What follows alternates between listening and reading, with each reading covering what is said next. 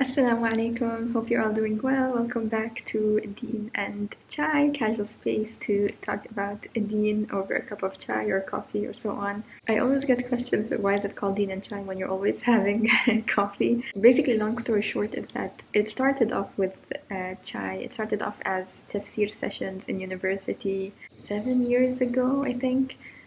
So it was tafsir and chai, and we would always make chai for those sessions. And then when I brought it online, I decided to just say deen and chai to make it just not just tafsir but just deen in general, and then kept the chai part. And then I don't know, I just I just have been mostly drinking coffee. I didn't used to actually be a coffee drinker at that time, but yeah, over the years and through school, I became more and more a coffee drinker now. I start my day with a coffee, and yeah, so I don't know if that answers the question, but anyways, that's why.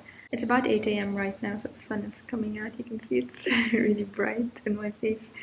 I just finished prepping for Sisterhood Saturdays, and I wanted to share a reflection. It's not this week's reflection, but it was a couple of weeks ago, and I don't know, this reflection really resonated with me. I think any reflection that is connected to a woman in the Quran, or a mother, a woman, and so on, I don't know, that really resonates, I think. And maybe any sisters watching, maybe you feel the same way. Like the stories of the women in the Quran, I don't know, I feel empowered by them.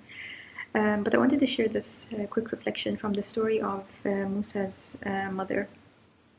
Sorry if I'm kind of like squinting and looking away because the sun is really bright.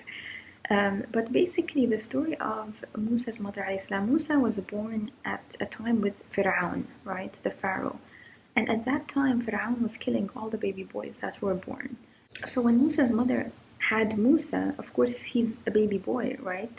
So, of course, she feared that he was going to be killed because all of the baby boys were being killed because Fir'aun was afraid that any one of these boys may grow up and overthrow him or overpower him and so on. So he was having them all killed. So it was a difficult moment when Musa's mother had a boy now, who is Musa, alayhi salam. And in the Quran we see she's being told to breastfeed him and then cast him in the river. Now, one of those commands made sense, right? Of course she's going to breastfeed her child. I mean, that's what you do, right? The other command didn't make sense, right? Just throw him in a river. Like, what? And subhanAllah, you see throughout the story her trust in Allah and her tawakkul and her strong faith in Allah, because she followed both commands, right? One of them made sense. Of course I'm going to breastfeed my child, so she did it. The other one made absolutely no sense, right? If someone's telling you throw your child in a river, it doesn't make sense, right? But that command is coming from Allah, so she had complete trust and she did it. Not that it was easy for her, it was difficult. And we see mentioned how, the grief that she went through, and how, her heart was kind of sealed and protected, and she was struggling, right? And she wanted to find out where her son is, and she was telling the sister to go look and so on. So we see that she struggled with that, right? It's normal to struggle with things that are difficult. But she had that trust in Allah, and that was kind of carrying her through. So she fulfilled that command. She got rid of her child, cast her child in a river. Now, the second part of the story is also another reminder, is that, subhanAllah, she cast her child in the river, right? And from her perspective, she's trying to save her child from Fir'aun, from the man who's killing these boys, right? Her child travels down this river, and where does he end up? He literally ends up at the footsteps of Fir'aun. They pick him up, and Fir'aun's wife falls in love with him and says, let's keep him. Perhaps he may be of benefit to us, or take him as a child, or so on.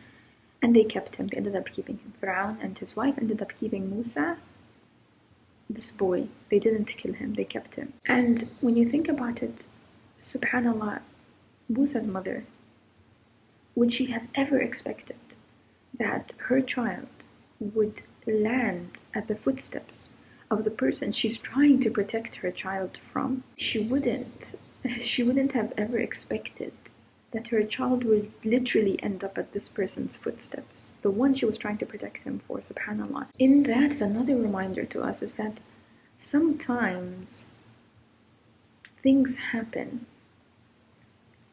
in a certain way, and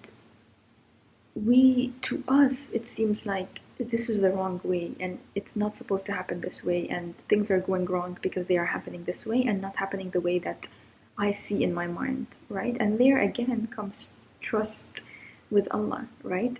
Is that we have to trust, when we put our trust in Allah, we have to trust that He's allowing things to work out in the way that He sees best from a place of wisdom, even though to us it might look crazy and it might not make sense, but that's how it's meant to work out. And that's how Musa was saved, by literally being delivered to the footsteps of the man that was killing all these children. Now, you wouldn't ever imagine that would be the way he would be protected and saved, but that's what happened. And then through that, subhanAllah, we see also that, now they needed to breastfeed this child. He's a young baby. They needed to breastfeed him. They were trying to look for a wet nurse to feed this child, but he wasn't accepting anybody. He wasn't accepting to feed from anybody until he ended up at his own mother, and he, of course, fed from her. So that's how he was returned to his mother and put in her care so that she would feed him. And so on. SubhanAllah, I mean, there's so many reflections in this story, but just the two main things that I wanted to highlight is that it's really a reminder, one, to put our trust in Allah when things make sense and when they don't make sense to us, but we still put our trust in Him.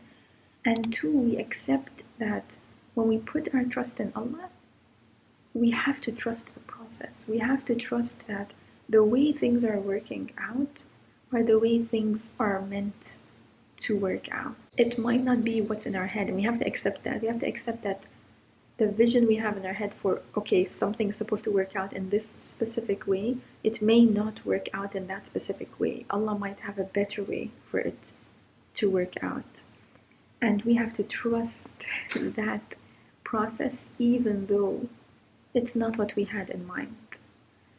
So anyways, I hope that makes sense. Yeah, so that's just a reflection. Let me know if you have any other reflections from that story. But subhanAllah, I feel like, I don't know, the stories of women and their strength and their trust in Allah in the Quran is always so inspiring and empowering, and I'm so grateful that we have these different stories of different women in the Quran, like Musa's mother, like Maryam alayhi salam, and so on. That's it for the reflection. I feel like this probably took up the whole video, but I wanted to share that because I don't know, I was really moved by that reminder a couple of weeks ago, and it's been in my mind. And so I thought I would just share it now, inshallah. So I'm gonna finish my coffee and then I'm probably gonna make breakfast, inshallah. Okay, actually I wanted to take a quick break to show you this product from Hajj Abaya. This portion of the video is kindly sponsored by them, and they sent me a few things to show you. It's a really unique product. The main thing is a prayer garment, and what is unique about this is that it actually folds into itself and forms this pouch with a zipper. So I'll show you in detail how it works. But if you're anything like me, my prayer garments, I'm looking at them over there. Usually my prayer clothes, like when I'm done prayer, it just goes into a ball and then it's in this basket, right? I mean, there's no time to be folding it with each prayer or putting it like really neatly with each prayer. But this is really unique, so you can keep it neat after each prayer, and it's a nice way to also travel with it and carry it around. And this will be the pattern on it, and you'll see, I'll put it on so you'll see what it looks like. This is a box they sent with a nice ribbon, and this has another one inside it. Let's take a look. I'll just open. And then when you open it inside, that's what it looks like. So this is another one, and this is a green one that they have. It also came with a little Quran. It has a little pouch, and then the Quran is like inside. They also sent some tasbih beads, looks like this. I really like their packaging because it's like if you get it for yourself, it feels like you're receiving a gift, you know, a nice packaging with a ribbon. But also if you get it for someone else, it's like already packaged nicely, so it's a nice gift to give someone else. But in this is a prayer rug. I always get questions about my prayer rug, which was a gift from a friend, so I don't have the actual store. But I feel like the tones in this one are similar. So that's what it looks like. And then you have your matching beads. And I'm gonna put this on. You have the zipper, and then when you open it, that's your prayer garment. It all comes out. Your pouch now became a pocket. So this is what it looks like.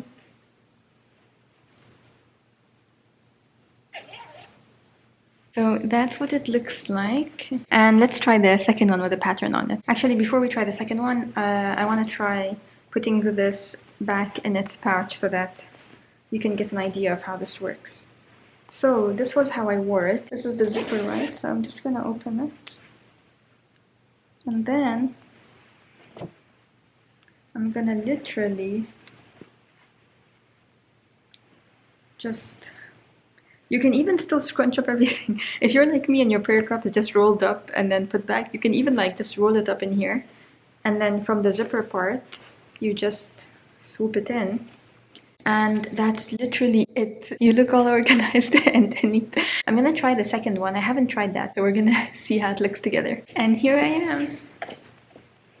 Let me just tuck this in. This actually feels even more lightweight than that one. It's really nice and light. If you want to get an idea on size, I'm wearing small dash medium, I think it's called. So yeah, that's a size, and there's still a lot of space if your arms are longer than mine, and if you're taller than me. I'm 5'2", and so there's still a good amount of space. It's really nice and comfortable. Maybe I should just spend the day, and this is so light and comfortable. Okay, and you've got it all nice and neat there. So yeah, that's basically this company, and they're so sweet, mashallah. It's like a husband and wife owning it. I love seeing Muslim-owned businesses, especially sisters, you know, working on businesses, mashallah. If you're interested, I'm gonna link them down below, and also include a discount code for you, inshallah. I wanted to add something on a side note.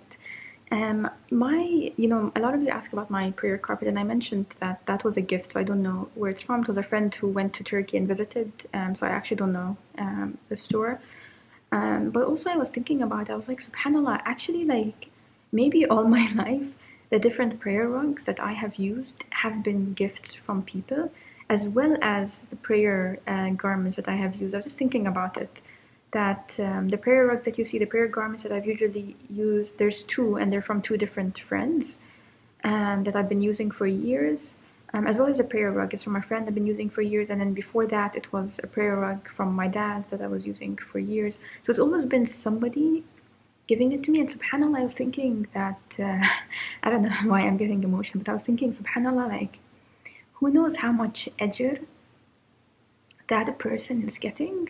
You know, the people who give you things that you use connected to your faith. I don't know why it's making me emotional. I'm just thinking, subhanAllah, you know, maybe these people are collecting ajr that are just mountains and mountains of ajr. Like every time I stand to pray or use the prayer rug that someone gave me, or the prayer like clothes that someone gave me, like, I don't know, subhanAllah, who knows how much reward that they're racking up with each prayer. I pray, Ya Rabbi, they're racking reward with each prayer. Anyways, that just brings me to say that, just reflecting on that, like, I feel like if you want to give someone a gift, if it's like your Muslim sister or brother, I feel like a really good gift to give somebody is something connected to deen that they're going to use daily, whether it's a prayer rug, whether it's a prayer garment, whether it is, you know, a Quran, or something, just something that keeps them connected to their faith, but also a way for both of you to get ajr, inshallah. You never know how much ajr you're getting from that. Related to that, I mentioned that one of the prayer rugs before was from my dad. When I go home to visit, I use a prayer rug that my dad got me. And I remember growing up, my dad coming home on a couple of occasions. Once when I was, I don't know, maybe 7, 8, maybe that age. And another time I was already maybe in high school or even undergrad. But on both times it was the same thing, where he came home and he had gone to like a shop for Islamic things, and he came home with a bunch of prayer rugs, different colors, different designs, different sizes, different material, I don't know what. And I remember him coming home, and I'm maybe 7 or 8, and then he just telling us all, I got gifts for you, you know, everybody choose each one of you choose the prayer rug that you like. SubhanAllah, I remember like going through the prayer rugs and picking the color that I wanted, the design that I wanted, and I was so excited and so happy. And you know, as a kid, you have this new thing, and SubhanAllah, it made me want to pray because I wanted to use that beautiful gift that I received. And SubhanAllah, it was just an indirect way that my parents encouraged us to pray without telling us go pray, but it was kind of this indirect way as a child to make us excited and happy about going to pray. May Allah protect them both. I feel like they did a lot of things indirectly to encourage us that, you know, that stick in my mind. May Allah bless them and protect them both. Anyways, that's just a reminder, if you're a parent or something, not or something, I mean if you are a parent or even an older sibling or something like that, and you want to encourage children, is just being excited about prayer and making it a special time, and you know, encouraging children in indirect ways. I feel like that was so beneficial growing up. SubhanAllah, I see a lot of moments where it was really indirect, where I wasn't told, you know, go pray, or it wasn't a serious thing, right? It was a gentle encouragement. And also leading by example, by seeing my parents prioritizing prayer and stopping everything they were doing every time it was prayer time. Nothing mattered when it was prayer time. SubhanAllah, those little things, leading by example, if you're a parent or if you're an older sibling, I think are super important. Anyways, just I feel like I went on a whole tangent, but anyways, yeah. Maybe I should just end the video here because I did a lot of talking. I don't usually talk this much, but I don't know why I'm in a talkative mood. I've been reflecting these last few days on things. Okay, I'm finally making breakfast. I'm basically making some banana pancakes. 2 ripe bananas mashed up.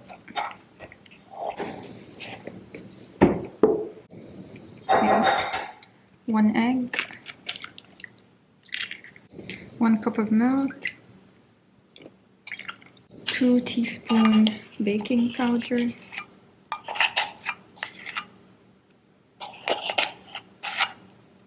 a cup of flour. The recipe is all-purpose flour, but I'm using spelt flour to have it a little bit healthier.